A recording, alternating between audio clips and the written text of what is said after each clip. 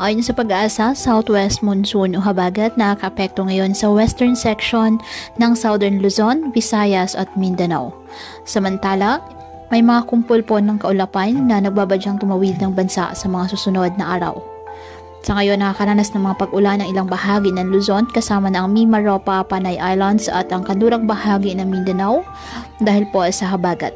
Posibleng tutuloy-tuloy pa ang mga pag-ulan sa malaking bahagi ng bansa dulot po ng nasabing habagat hanggang sa susunod na linggo. Kaya maging alerto pa rin po sa mga banta ng mga pagbaha at pagguho ng lupa, lalo na po kapag may malalakas na mga pag-ulan.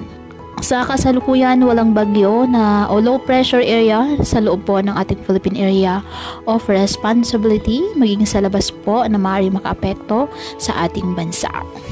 Kaya patuloy pa rin po natin na pinag-iingat ang ating mga kababayan sa banta po ng mga posibilidad ng pagbaha at pagguho ng lupa, lalo na kapag may malalakas na ulan. At ugaliin po na magdala palagi ng payong o kahit ano panangga sa ulan sa tuwing lalabas po ng ating mga tahanan. At yan po muna ang update sa lagay ng panahon ngayong araw. Muli patuloy po tayo na mag-ingat at palaging tandaan, God loves you. Stay safe and God bless.